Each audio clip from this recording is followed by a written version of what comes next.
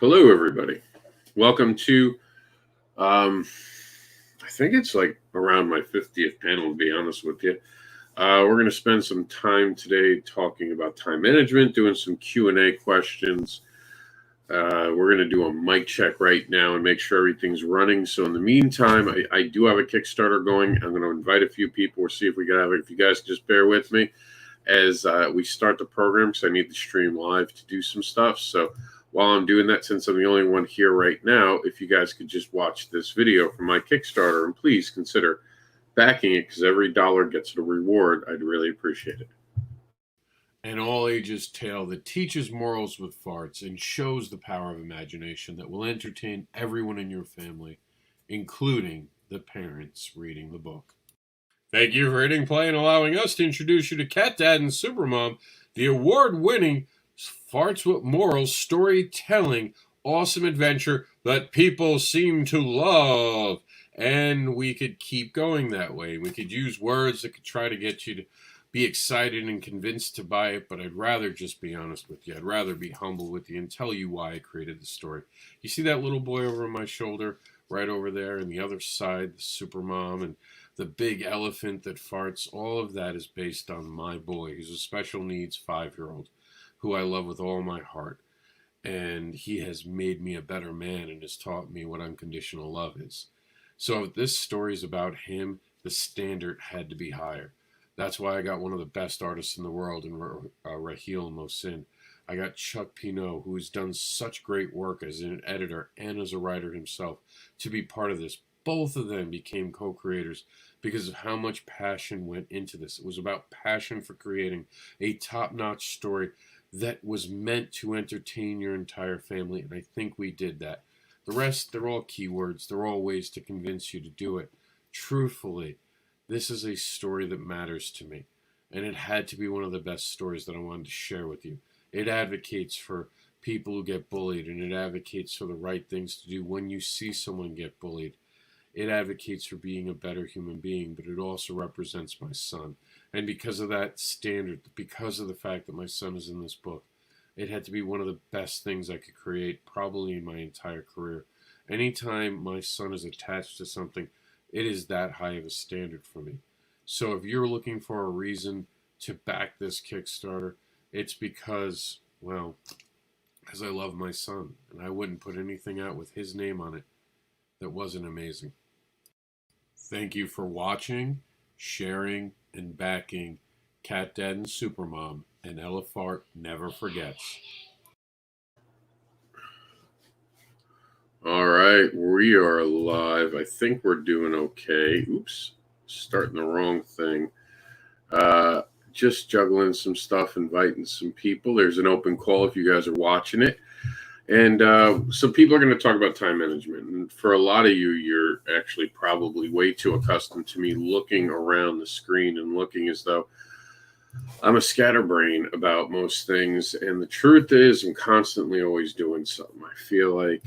And before I start this, I want you all to understand this. And I'm going to start off by talking about this. I want you to understand I always feel like I'm not doing enough.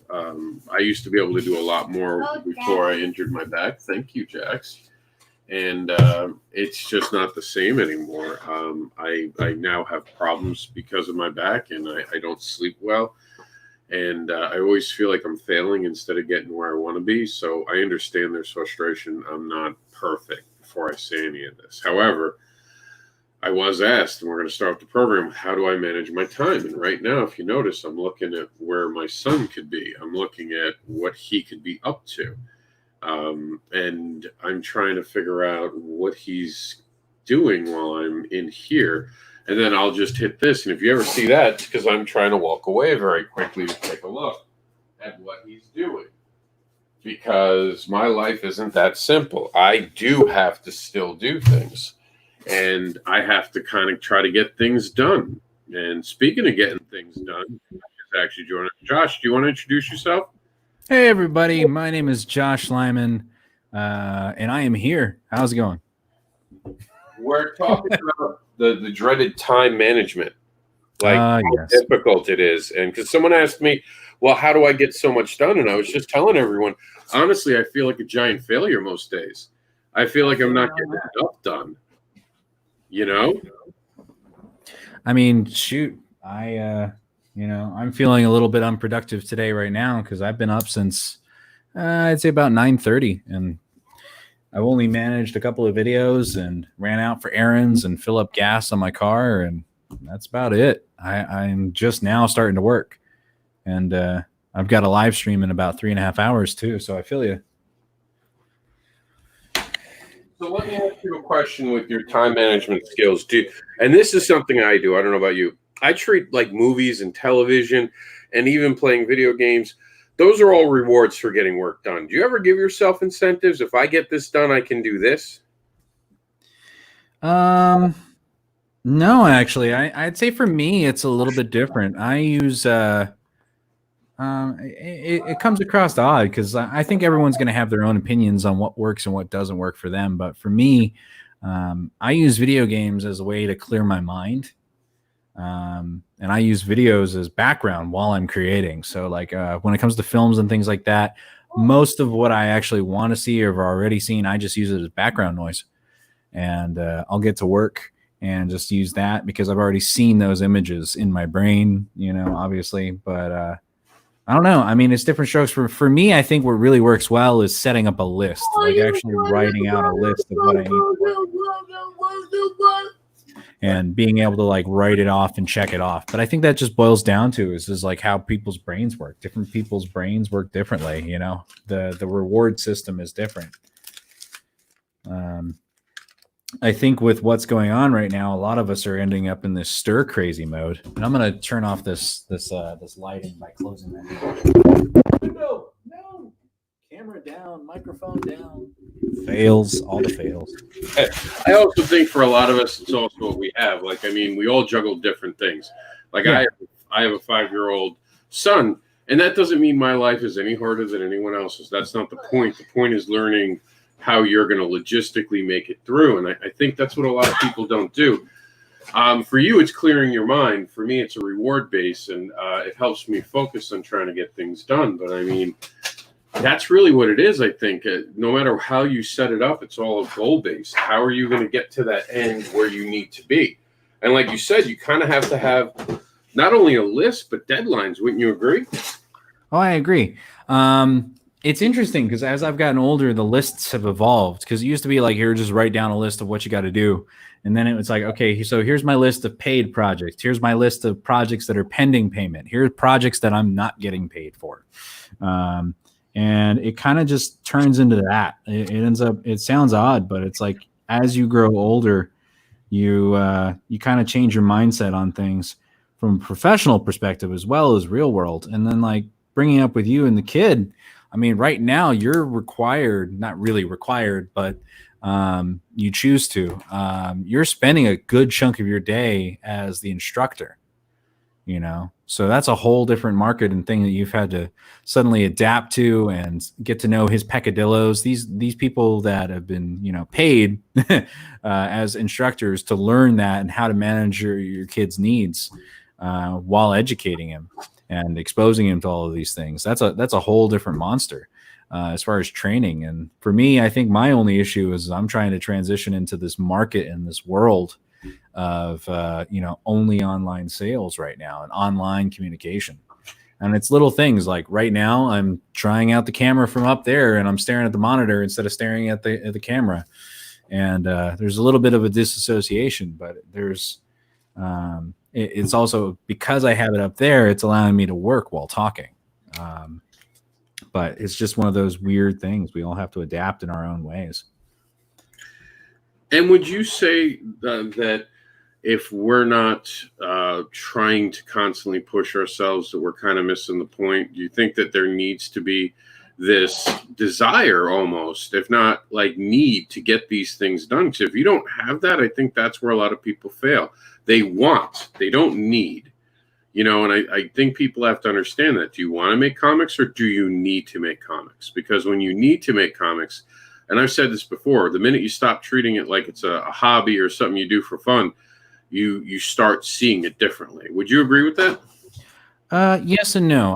Randy Zimmerman likes making a reference about the first time that you get your first copy of a book in your hands and you smell it and you sniff it changes your entire perspective on getting a comic book.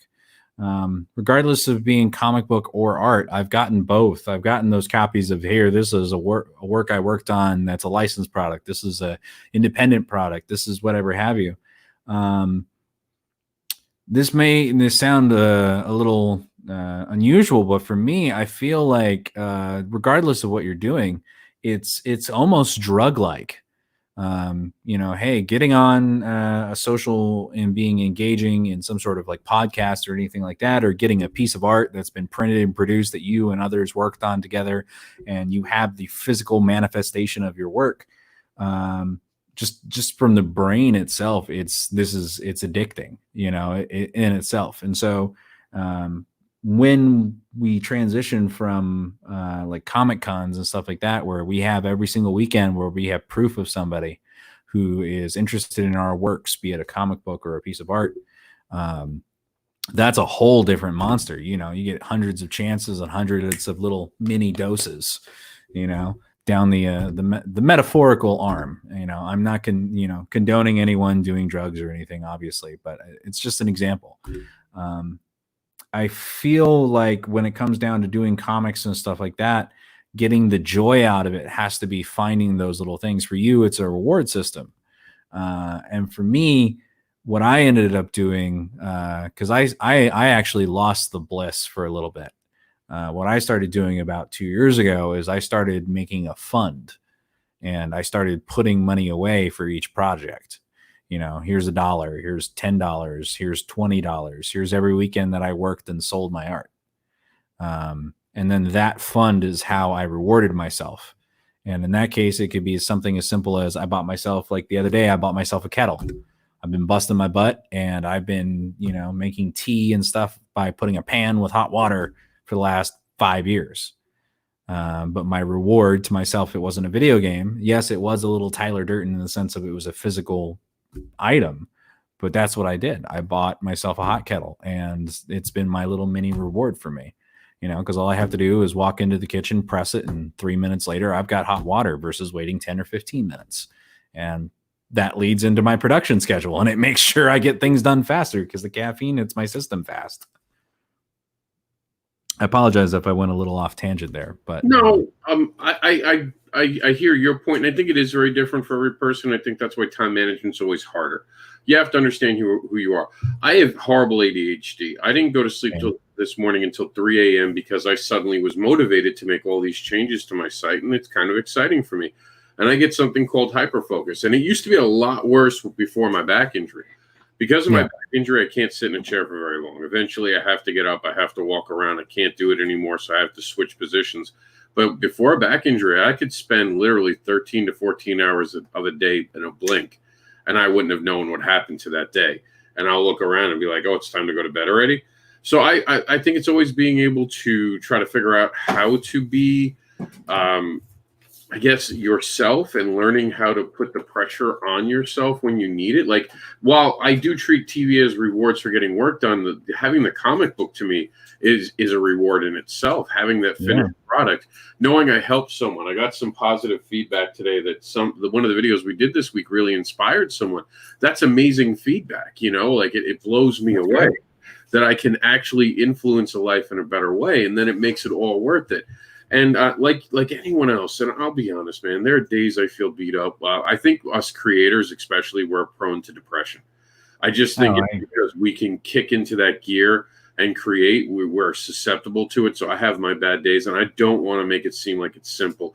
Someone had made the comic, I would appear, but this time management is a problem. And you're right. There's no clear, easy solution to it unless you're single and you've dedicated yourself to it like you're a monk. And you don't go out and all you do is create, and that works for you. And again, that's you. The rest of us, it's never worked. I'll tell you the truth. There was a time in my life I used to sit around and complain about being bored. Now I schedule time to be bored. I deliberately give myself scheduled times where I just need to relax, especially because of the back. I have to take time off. I have to take self-care. And that became a real thing. And sometimes even television shows will be part of that self-care. Because like you said, sometimes you need to have your mind relax. Your mind can't stay in this constant state, because if you allow it, all the pressures will start hitting you, and you'll start feeling it, and you'll start having that, oh, I can't get this done. I can't get this done. Oh my God, I got to do more. I got to do more. And the next thing you know, you're moving so fast, you're not getting anything done, and all you're doing is making mistakes that you're just going to have to go back over and fix. Now, let me ask you this, because both of us have been very open about this, about ADHD. Just as a generational thing, as far as creation and artists are concerned, what I'm asking is, for me, because of the video games, what I'm saying, I have to have my brain in the right mode, or I have to have something distracting. Like even like right now, I am working a commission, but this is helping me work my commission because I can focus on that and just go, hey, I'm producing the line work. Do you end up in something called analysis paralysis? Yes. Okay. So, and then for anybody who's watching who doesn't have ADHD or anything else, this is basically where you go to the next level of this. Once you're going, oh my God, I have to do this, I have to do this, where you start questioning yourself and you just start overanalyzing and planning and trying to go, okay, well, I have to get this done. I have to get this done. Okay. That means I only have 3 hours done. Well, I spent 20 minutes more outside in traffic. So that means I only have 45 minutes done versus an hour, so on and so forth. So I totally understand. Definitely emotional and mental well-being is, I think, the highest advocate to make sure you can get your work done and manage your work. But I will say this. Oh, go ahead. I was going to say, it usually hit me honestly worse when I was at work. At home, I can kind of pick my deadlines, but when you're at work or you're working on someone else's thing, they throw deadlines at you. I think that's where I start to get that paralysis feeling. You know what I mean? I have it daily. So, no, I just have the fear, and you'll understand this. You have ADHD. You can't focus enough to start getting it done because there's too much going on. And now, I think the only contrast to that, though, is yes, every once in a while it will beat me. But at the same time, it's unusual because I don't really talk a lot about this because people don't think I do unless they see me at a show and they see me with high energy. I will say this. My parents were very logically minded people when I was growing up, and they helped me as best as they could. And they trained me with little techniques and little distractions and things like that. Just little warm-ups. I mean, same as I'm sure you have with Jack's with his situation. Different techniques that you figured out that help calm him or center him with what he's doing. The same thing worked for me. So like, hey, I may have a day where that video game that's supposed to be an hour turns into 3 hours because I can't get my brain to stop, but I think on the positive, you're right. It's your mental really has to help focus this as far as getting the work done and getting production done and figuring out schedule. It's like, I'll bring it up right now. Like I got to redo all of this background that's going on because it makes my head hurt. But that's my own choice. And it's going to be something that I'm going to do first thing in the morning tomorrow, and I'll get it all laid out and life will be good. And that will be my centering thing for the day. That'll be the one thing where I took my brain away from being creative and going, okay, invoices are done and here's my creation and here's me being live stream. I got a live stream at this time, yada, yada, yada, yada, yada. That'll be my distraction for the day. That'll be my thing that allows me to center my brain on something else, something that's not part of the same day-to-day construction and production. And that makes sense totally. Yeah, I have those, like, I try to do as much as I can. My mind has to be busy. And a lot of people don't understand that. Like, I seem to collect things and I do better in clutter. Like there's two different ADHDs. They're the ones who live in clutter and love it, and the ones who absolutely hate it. And that comes down to whether they have OCD. The ones with OCD, I notice, have to have everything in a place. But I was raised with somebody with OCD. Okay, yeah. So you have those tendencies put onto you. Yeah. So it's like, I would say that my clutter is definitely stress-based as far as that's concerned. So like as it stands right now, yes, this looks a little disheveled, but my markers are all right here. That's where I'm going to grab those. All of this stuff is the stuff I'm working on right now. When I'm creating, everything just goes to crap. I was like, as long as I know where it is when I start, I can access it, grab it, and I'm good to go. but I don't go and clean all this up until I'm done. Like if I've got everything done, then I can be like, all right, here's the work. We're ready. Let's go on. Let's go move on to the next project. But you're right. Yeah, there are two different forms. Some who have the higher levels of organization and everything needs to be in its place. But I typically end up reflecting that outside of my art, like when I'm on a road or something like that. Like first thing in the morning, I have to have coffee and this much water. Otherwise, I'm an ass. I'm just terrible. I'm just like not right person. I'm like, we leave at this time. And if we're 5 minutes behind that time or 10 minutes behind that time, my day is ruined because everything that I had planned for the day, when I go, hey, I want to get there half an hour early and we show up 5 minutes after the show starts, I get angry. And that's not so much the business side. That's the OCD of this is how I had everything planned. And then that leads me into overthinking things. But again, that actually, when you bring it down to the core, comes down to time management. How are you organizing and planning your day? Do you plan for the eventuality of an accident or somebody messing up? Or do you plan on, something not arriving on time? How do you adjust to that? How do you respond to your deadline? If somebody doesn't submit a logo to you in time, or the printer goes, hey, our printer went down. You guys said that you were going to have this ready for this show. What happens? Like, I think a lot of people think that with being an artist is time management, that it's only just creating, or even a writer, it's just creating the finished product. And it's like, there's so many other things that affect us. And you feel the pressure. You feel the pressure of the moments. I've been there like you because I'm very logistic in my timing. Because also with ADHD, you have to teach yourself to be able to hit those goals. And when you start missing your goals, you feel like you're no longer in control of what you're trying to teach yourself inside to stay in control of. And I think having a 5-year-old, well, not a 5-year-old, he's 5 now, but having a child really kind of threw a lot into that, because you can't control another human being like you can control yourself, and especially not a child. And he taught me a lot to deal with it. But I still get it. Like right now, I'm anxious because I'm not finishing what I began to start with all my rebranding.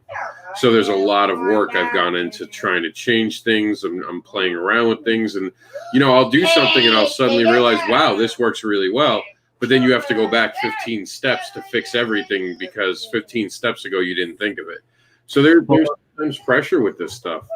Yeah. Well, let me ask you this: do you find that the podcast and being able to open up about it, something like this, do you find that also helps center you? No, honestly, I feel nervous about talking about things because we were raised not to show, to talk about who you are. We were raised to keep everything like quiet. Like that was the kind of family I was in. Don't tell anyone when you're struggling. Especially this, you're raised as a guy. You're told to shut up and not show emotion and talk about emotion. I actually find it a little harder. What makes me feel good is that I think there's someone out there who's hearing this and not feeling alone.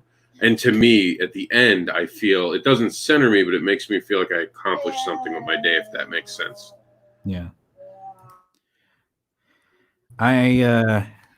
It's funny. So when I was a kid, hey, if you did something wrong, you got, you got punished. But then more importantly, my parents would spend a lot of time, significantly more time sometimes, discussing why I did what I did and what I did wrong. So it'd be like, here's the 5-minute punishment, but now you're going to have a 3-hour discussion. And I do think that it helped for the better as far as production and realizing what things need to get done and being open about these things. But when you're saying, hey, it's rough to talk about these things, I get it. And that's why I share this. But at the same time, it's interesting because we now live in a society where it's okay to be going, hey, I'm having an anxiety day or I'm having an anxiety attack. And we're trying to be more open and okay with these things, which I think is great on some levels. But it's, once again, comes down to, when do you let it take control of you and when do you try to take control of it? There are going to be days where you can't do it. I've mentioned before on some of this that I've been like, hey, I had a day where all the lights were out and I did nothing. All I did was grind through this game. I did nothing. I didn't talk to people. I didn't do any work. I didn't do any packing. And, isolation in itself is its own monster. But I will say this. I want to applaud anybody who has a family or a kid, or a kid or a wife or extended family that are with them during all of this as comic book professionals, and what they're doing. I'm writing solo, but even on a regular day-to-day basis, you guys have to adjust to that and be like, hey, I got to make sure the kid is off to school. I got to make sure, hey, they're getting their food on the weekends or running off to their karate classes or their music exams or whatever it may be. And if you're married, you have those same kinds of commitments. You have to, of course, spend time and commit to that as well. So I applaud anybody who does do those things, because that, a lot of people will be like, oh, well, you just got to try and make time where you can make time. And it's like, yeah, but that's a struggle in itself, and it needs to be acknowledged. Because I know there were days when I did have somebody living here, and I'll leave it at that as far as the descriptor. But like getting into the mindset to work was next to impossible. Like that person had to be gone like 3 or 4 hours in order for me to create.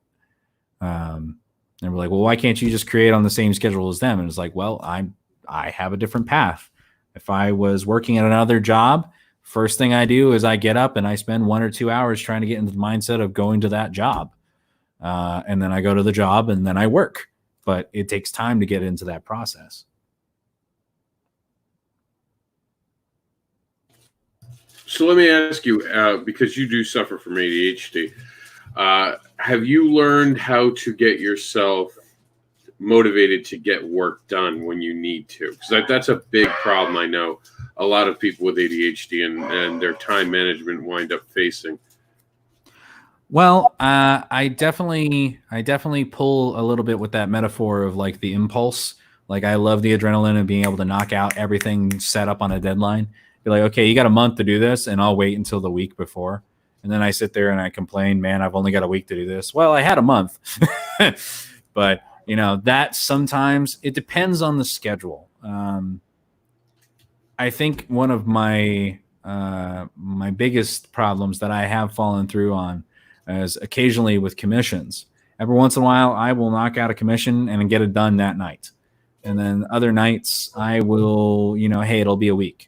But then I just opened up a book and I just realized that there was a commission that I've put off for about 8 months.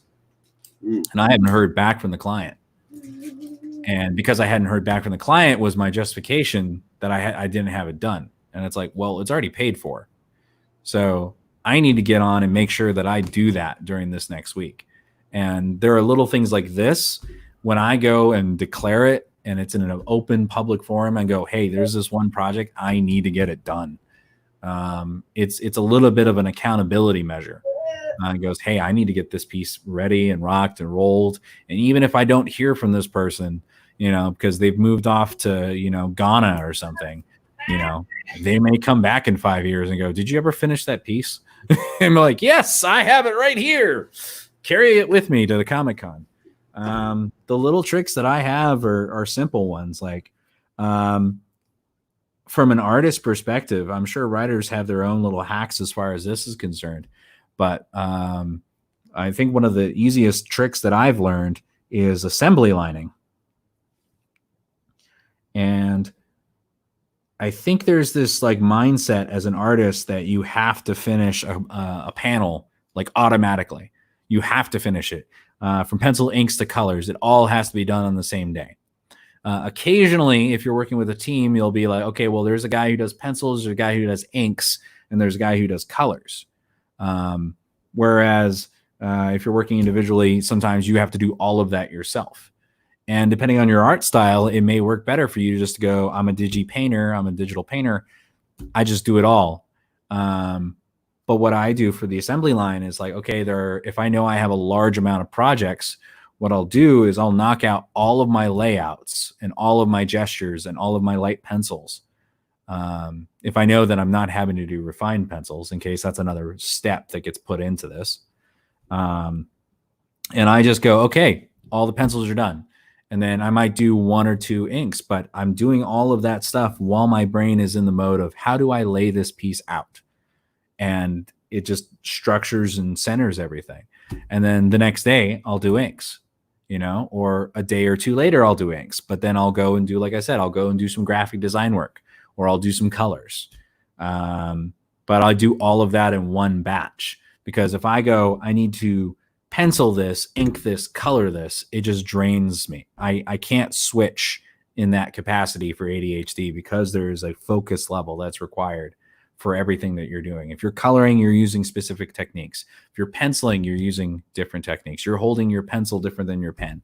If you're writing a quick plot versus writing your in-depth plot or trying to do some character development, that's a completely different process as well. If you're then from when you're writing an editorial on the evolution or the downfall of comics or a distributor, I bring that up as an aside because right now there's a lot of people bringing up the distribution, but there goes the ADHD. While you're talking about things pop in that just come to mind that you've been thinking about during the day.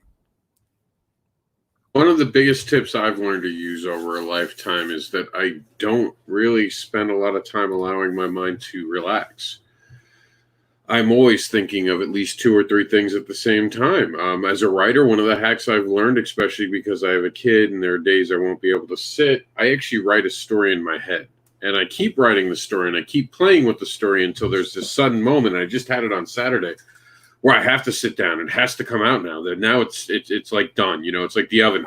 Timer's over. If we keep letting it go, it's going to burn. Get it out now, and I have that. The downside is to when I don't have that moment, when I can't break away to get it done, and then start getting. And I can't explain. Only people with ADHD understand this. It's when the hyper focus kicks in and you can't use it for what you want to. It's almost torture. Because everything is about getting to that moment to scratch that itch. That's the best thing I can imagine, an itch you can't scratch. And that's exactly how it feels. And what's funny is if you try to talk about it, it just sounds like you're complaining. Yep.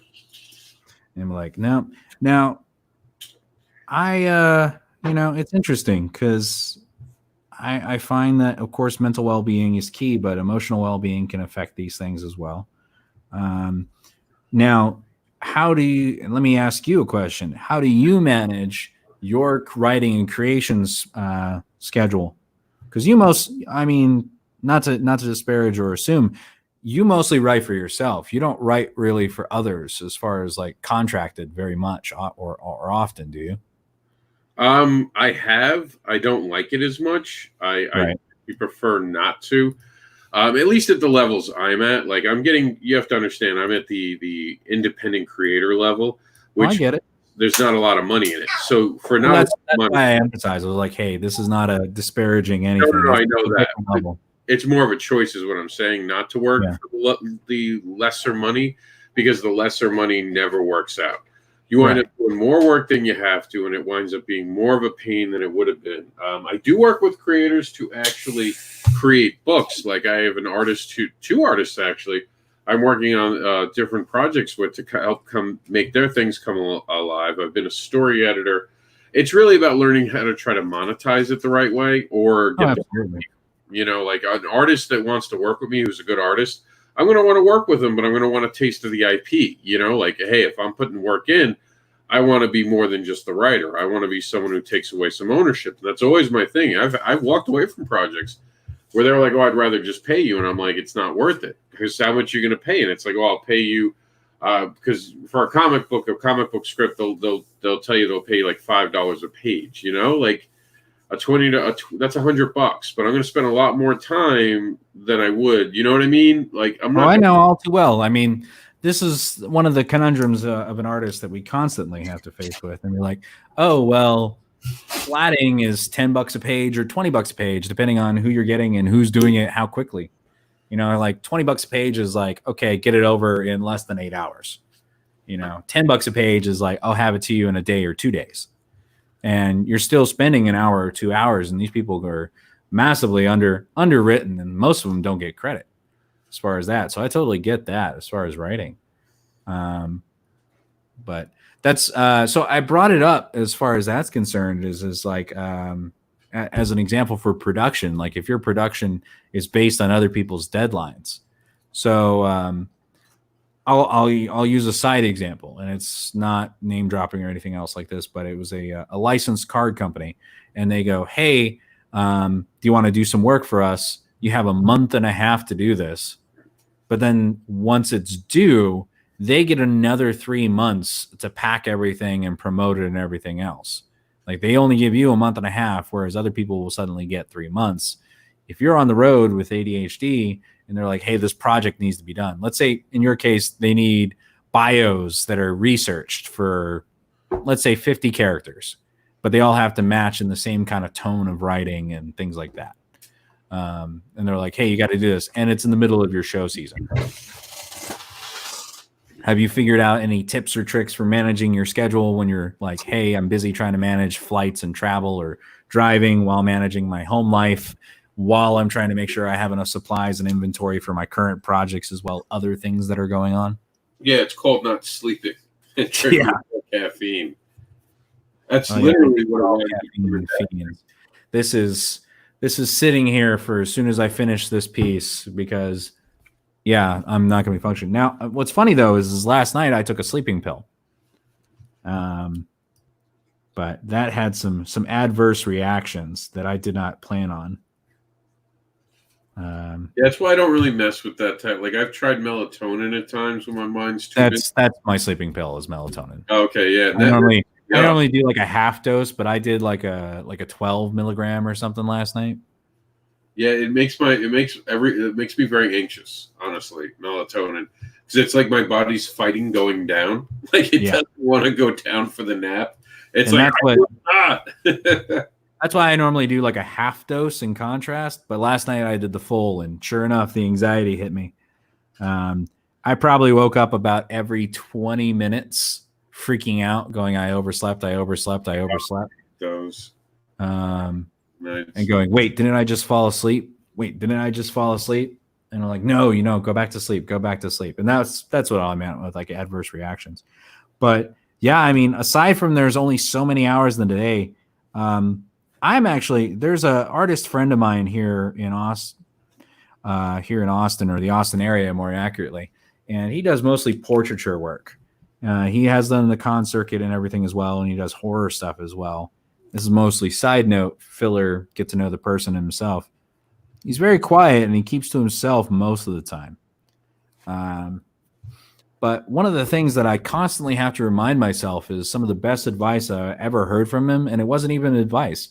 He was like, look, I just tell people the truth. Like, hey, sometimes my brain's not in the right, I got to be in the right mindset, and, in order for me to create. And it's funny because most of my clientele doesn't give a crap about that. They're just like, hey, draw my so-and-so. I will say I've gotten a lot better form of clientele recently. During the last year or so, but prior to that, they don't give a crap. They're just like, hey man, you said it was going to be 30 days, and that's sometimes goes back to what I said. Sometimes I have to just force myself to stay on that schedule. Yeah, and I mean, it's always hard trying to keep a schedule because life happens. I mean, look at all of us. We're supposed to be keeping a schedule now with all of our cons, and then this huge swing happens, and how do you navigate that without going crazy? Because at this point, it's still not happening. So, well, that I think was definitely the hardest level for all of us, because we find our own methods of structure based on how our day-to-day routine is, And if I'm planning how I'm going to create work or do a live stream or any of these things, I have to plan it around, okay, am I going to be home? Do I need to bring this camera with me with my Surface Pro and this? Do I need to buy a USB splitter because my Surface only has one USB slot for advanced technology? It sounds like trivialities or first world problems when it's like, okay, but it's like, look, if I'm going to try and engage with people in other formats or other ways, let alone, hey, bring the right tools with me to produce. How do I adjust to that? And then when you're told, hey, this is on hold, okay, well, all those other factors go in. We've mentioned before, like canceling hotels. Okay, well, I got to cancel this hotel or see if they go, you can't cancel without a refund. Can I move it over to the new dates? And then the show moves it to a new date again. Yeah. You know, those are going to be constant issues. And I think that when it's dealing with this stuff, especially, there has to be the ability for you to understand that life changes and you can't get too rigid. When it comes to, yes, you need deadlines, but you have to leave room for things to fail. Because I think a lot of people really have trouble, and I've seen it in the last few months. Things went wrong and people melted down at first, and that's not healthy. Well, I use some I like randomly quoting books and things like that to remind myself as little mantras. But like the age old one I love is that those who fail to learn from history are doomed to repeat its errors. That's the full quote, at least. And it's one of those things where it's like we've lived through minor pandemics at this point multiple times. And when you go back and you look and you see the reactions, occasionally you can learn. And I bring this up as an aside as far as like the adjusting for schedule, because it really just comes down to that word that you were saying is adapt. You have to adapt. And I think if you have any kind of mental issues, be it anxiety or, you know, some people with a higher level of bipolarism or ADHD or any of these things, and I'm not saying one is higher than the other. I'm just saying they all affect your brain, especially nowadays. How you choose to adapt to that situation.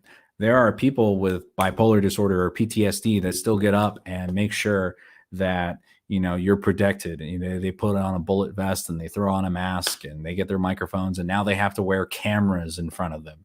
Could you imagine that as an aside? Could you just imagine suddenly your job that you've been doing for 15 years, no problem, because somebody else made multiple errors, that you now have to wear 3 cameras on you at all times when you're at work, and they won't turn them off if you're going to the bathroom, and they won't turn them off. You have to have every single thing that you've done monitored. That transition, I just bring that up as a side example. Like there are people that do this every single day. They do other jobs. And it's not saying that theirs or ours are more valuable one or the other. It's just we have to adapt, and we have to learn to adapt and find whatever works for us. You know, these little things that, you know, keep us going in life. I think as a thing that these things are actually one of the main reasons that we all have issues with focusing. I think you're muted, brother.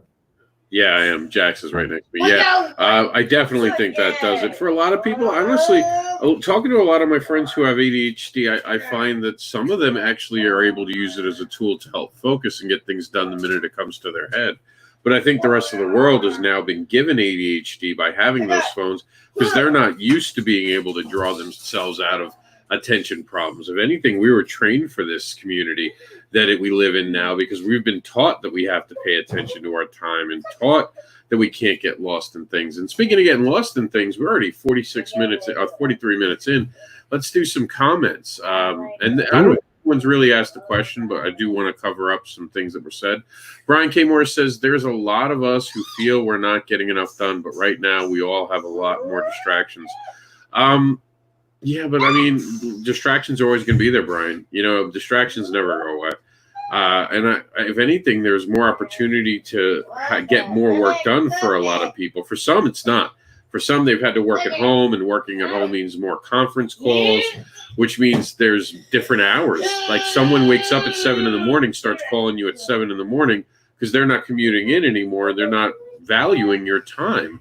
So yeah, there is something, but I mean, it's adapt or die. I hate to be so crude about it, but it's just true.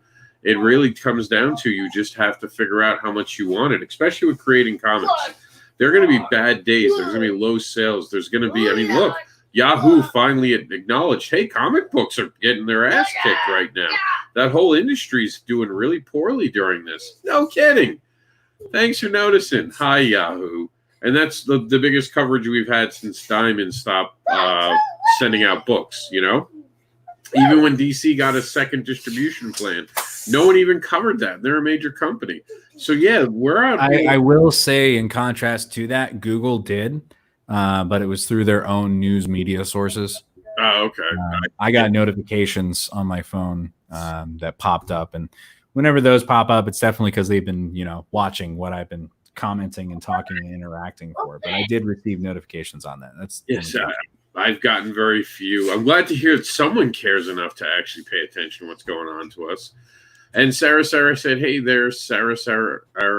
Time management is a good topic." She was just saying that she's here. I read that a little wrong. And said hi to each other.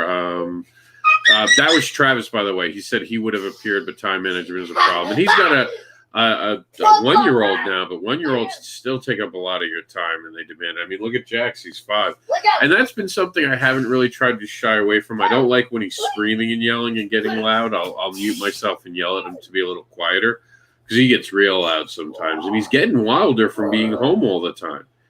And that's one of the things I am fearful for him going back to school because he's not used to having to shush. So.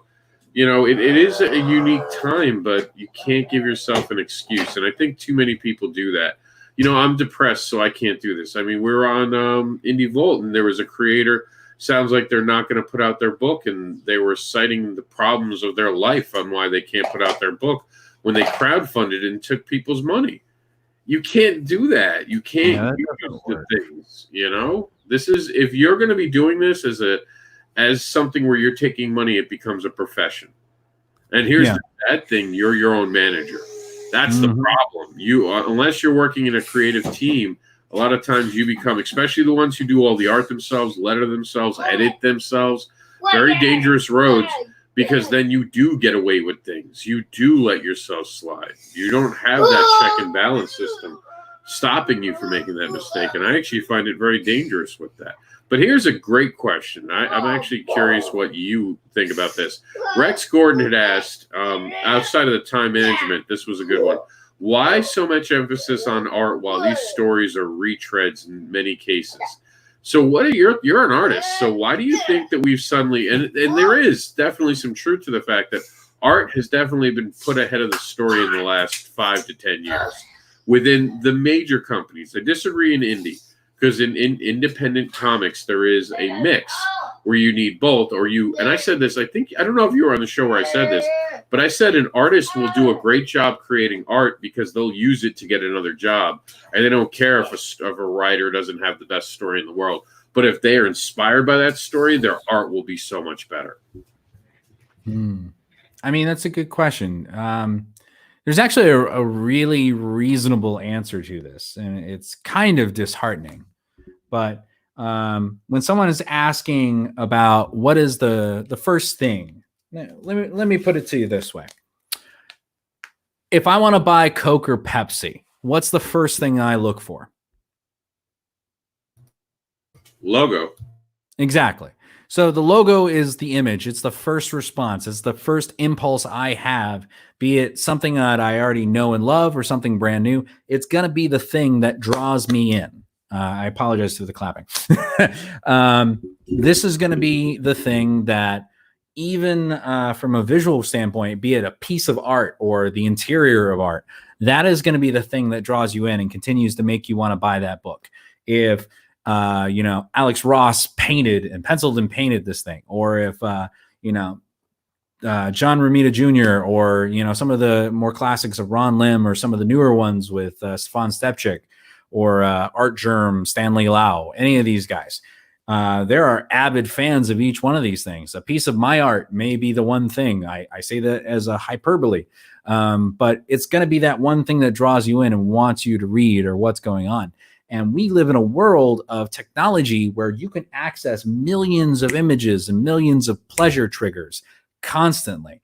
And so if they can pull you with repetition of a single piece of image versus a story, the average attention span for someone is roughly, I'd say, about 3 minutes if you're lucky, before you have to interact with them in some capacity. You have to get them to be like, hey, like that bell, or strike that plunger, or hey, what do you think about this? These are all going to be different elements. In short, comic books have been transitioned into marketing, and marketing is leading the way as far as like the evolution of comic books. And the funny thing is, on a much darker level, and I'll pause for a second on this, there really aren't any new stories. It sounds terrible, but every single story has been done. It's just a different storyteller. It's the difference of the Iliad. You have the Iliad, and then you have, the stories of Troy and everything that went around on it. You have Odysseus. You have the same characters. Odysseus plays a part in the Iliad, and then he has his own story. But then you randomly reference a god or anything like that that's in another tangent. All of these stories have been done before. It's just a different blind man or a different cripple walking up and going, hey, let me tell you the story so that I can get dinner or shelter for the night. Maybe a broad generalization. But I'm very surprised when an artist says that, and I'm surprised when anyone says it. And yes, I can sit and poop on anything and make it seem like it's a stolen part of this or that. I'm not pooping on it. I'm saying you talking about in general. I've seen people stand up on a stage and take stories and dribble them down to Superman's just Jesus. But here's the thing, okay, and here's where it comes. And this is why I say, as an artist, especially, you can tell me the difference, and we've had this conversation with something about the different shade of a color and how unique every single little shade of that color is. And if a person came over to you and said, that's just pink, you would probably be like, no, that is not just pink. You do not know what you're talking about. That is an offshoot of pink, which has a tangent of orange, and believe it or not, just a little bit of blue. And you could probably tell them about that for 20 minutes. And as a writer, that's how I feel about a story. Sure, there's some constructs that are same. That's because this is life. Everything is based on life. Life is the way life is. We're not going to create something that we've never thought about before because we've never experienced it before. Everything has something to do with the connection. And I always say this, that every creator is taking the world, they're being fed it, and then they're putting it back out to the world in their creation. So, of course, there's going to be a familiar feel to this, and that. But it's that uniqueness. It's the fact that we only experience life the way that we do. That story is brand new. And that's what I was saying with your voice. That's the thing. It's like, it's just a different teller. Yeah, but it's that makes it so much of a different story. Because you can take 3 rom-coms. You can take Notebook. You can take, I'm not that good at the names. I've watched a lot. I just don't know. The one where Hugh Jackman was in, I really like that. I know you. What? Kate and Leopold? Yeah, Kate and Leopold. Yeah. You can take that one. You can take Knocked Up. And those are 3 just rom-coms, basic formulas, right? But each one of those really stepped out of their genre and really made a story that we still talk about decades later. Perfect example. You want to bring up Kate and Leopold, Somewhere in Time with Christopher Reeves. It's a time traveler's romance. That in itself is the same story.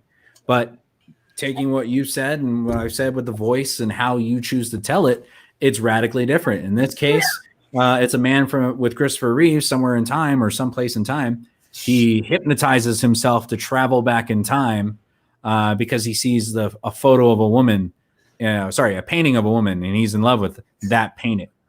It's a very 80s movie. Yeah.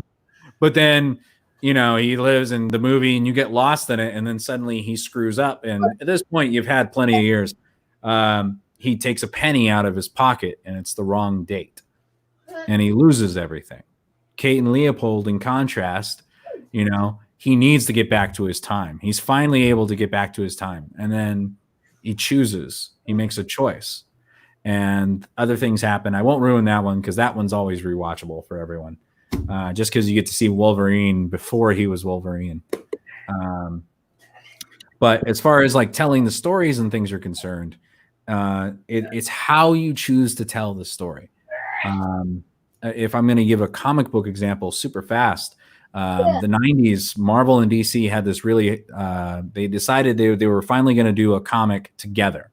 And it wasn't just going to be, here's the JLA versus, the Avengers, or the JLA and the Avengers, or the Teen Titans and the X-Men, or whatever have you. And they weren't all going to have to start fighting and then suddenly go fight some other foe. They made a storyline that forced all of the characters together into something called amalgams, where you literally created these characters. And it's one of the few things that I collect because the writing is so terrible. Because they're trying to give you one shots with characters with absolutely no history, like you supposedly know the history of those characters. Because they took all the tropes and just put them in a blender and said, "Here's what you wanted. Take it, drink it." Well, here's what's funny about that.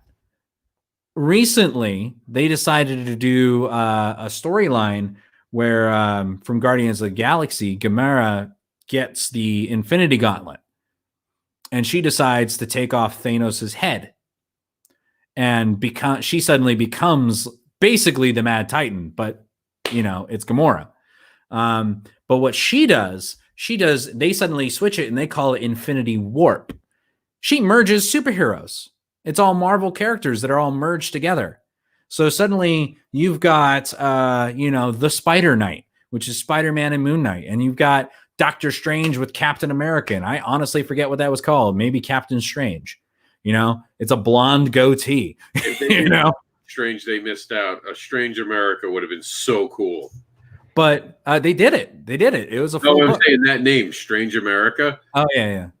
But, in that same Vice, it's like Captain America is Captain Hydra, the bad Captain America. Plug and play. The visual of something that's an icon for you suddenly being twisted or warped or changed is what pulled you into the story. So that's, I guess, in short, my take is that I feel like the reason why they're focusing on the art is because people's attention spans are dwindling, but they're also wanting more much more quickly. So it's quicker to create an image sometimes, keyword sometimes, than it is to create a new story or create a story that hasn't been redone. I just a thought, but yeah, just one of those random musings while you're sitting here drawing and creating and going, man, I really wish that they bring the lizard back instead of focusing on Morbius. I'd watch that movie. Yeah, it's like a Hulk thing. It's a dude that gets angry, in a lab coat and suddenly transforms into a green thing. But, he's a cool monster. Yeah, it's Mr. Hyde, Dr. Jekyll and Mr. Hyde. But, it really comes down to is, do you like Coke or Pepsi? And you know what?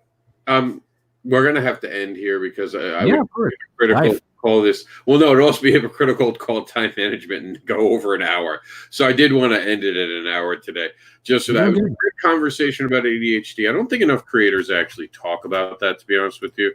I don't think people realize the perils, as it were, of creators and them suffering through like what we talked about today. There is a lot of creators out there that suffer. And I hope someone, I think I froze. No, you're still moving. Oh, okay.